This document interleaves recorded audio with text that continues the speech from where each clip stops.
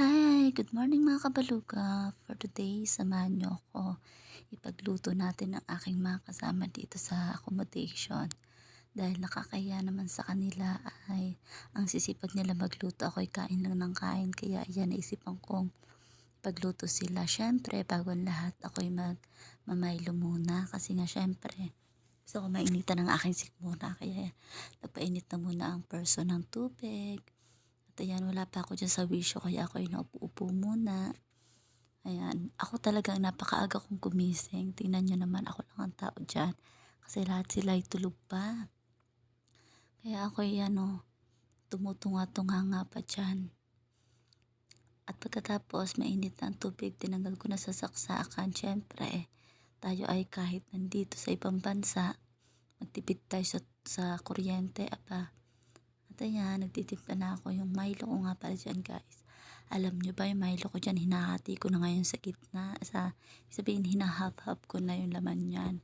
Hindi totally hinahati ko sa gitna. Tapos nilalagyan ko na lang siya ng sugar. Siyempre, para tipid tayo, guys. Mahal ang pilihin. Tayo ay kailangan magtipid. At ayan, habang ako'y nagmamilo dyan, dami kong nagmumuni-muni pa ako dyan, guys. Habang ako'y nagmamilo. Tamang muni-muni lamang. Habang yung mga kasama ko nahilig pa. Char lang. Di may maaga na din dyan nagising. Siyempre, pagka bagong gising ka ay wala ka pa sa wisyo. At yan, kapi-kapi lang muna ako dyan. Ay, este Milo pala. Yan, oo, diba? Sarap na. Sobrang lamig dyan, guys. Sobrang lamig na aking pakiramdam. Kaya yan, doble pa ang medyas ko dyan. Pinapasok pa din ang lamig. Paano ba naman? Ang dinala ko medyas, napakanipis. Ay, hindi ko naman akalain na ganito dito kalamig, guys.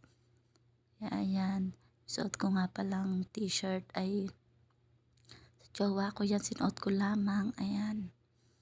Tapos ako ay nakapajama na dyan, pero natulog ako, guys, naka-short.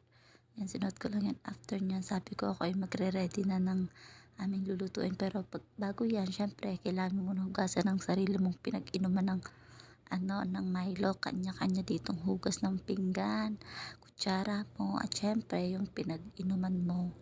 Ayan, wala ka ditong katulong, kaya syempre, ka rich kid, ayan.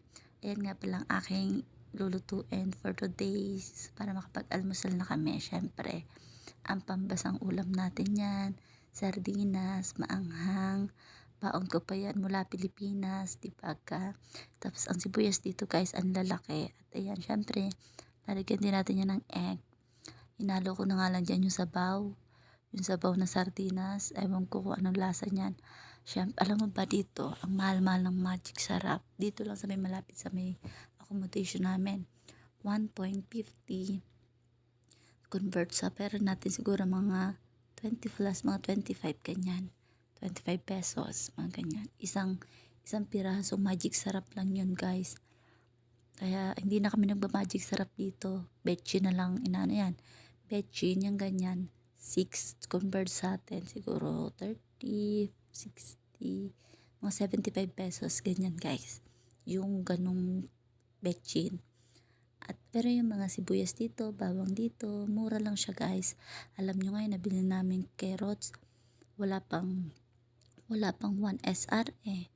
Kaya at ayan, guys, ako hindi talaga ako marunong magbukas ng ganyan, guys. Tingnan nyo naman. Nagpatulong pa ako sa kasama ko dyan. Paano, hindi talaga ako marunong. Ilang try ko na kasi nga ipupush pa siya. Alam nyo naman ako, syunga-syunga sa ganyan. Abay, ilang try ako, ayaw mabuhay. Hindi ko alam kung bakit. Kaya ayan, ilang ulit lang ako dyan nag-try. Tinawag ko na yung kasama ko dyan. At yan, nabuhay na nila, guys. Yung mga kasama ko, yun nga pala kasama ko sa kwarto. Yan sila, yung mga nakikita nyo. At yan, sabi ko, hayaan na nila ako dito magluto. At caring-caring ko, sabi ko, lumabas muna sila, ako'y nahihiya ako. Sabi ko, magbibideo ako, labas muna kayo. At ayan, lumabas naman sila. Kaya ayan, ako'y tamang luto-luto lang dyan. Inuna kong lutuin dyan, guys, yung syempre may sardinas na may itlog. Ayan, ginisa ko muna yung sibuyas. Tapos pag nung medyo golden brown na yung sibuyas, yan sinunod ko naman yung dyan, yung sardinas. Tapos sinarado ko yung pinto. Syempre, kulong dito, tapos aircon lang, walang Kaya sabi ko baka syempre baka maano yung ano, mga amoy pa sa labas. Kaya ayan, may exhaust pa naman dyan sa may kusina kaya kailangan nakalak talaga yung ano, yung kusina pagka magluluto ka ng mga maamoy na ulam. And after niya, sinunod ko na nga pala dyan yung egg. 2 egg lang hinalo ko dyan.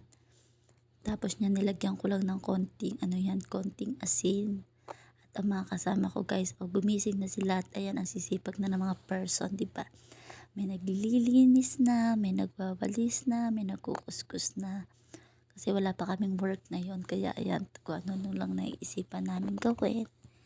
Ang sisipag ng mga person. At after ko maluto yung ano, yung sardinas na may egg, sinunod ko naman pala yung favorite nating lahat, tuyo at saka dilis. Syempre, konti lang ang niluto ko niyan kasi syempre baka hindi naman maubos. Sayang lang kasi ang bilis dito hindi maging crispy kasi nga sobrang lamig dito guys. And after nyan, pagkatapos kong maluto yun, nagluto na ako ng sinabawang Lucky Me guys na may egg. Nako, alam mo kung bakit sinabawang? Kasi nga sobrang dami ko na ilagay na water. Sobrang dami talagang tubig, ayan. Kaya tawan-tawa yung mga kasama ko dyan. Pero nilagyan ko na lang ng betchin para magkaroon ng lasa. Ayun, may lasa naman siya. Tiyarang! Tapos na kami magluto at ayan, nakakain na kami ng breakfast namin. Kain kayo guys. O, di ba?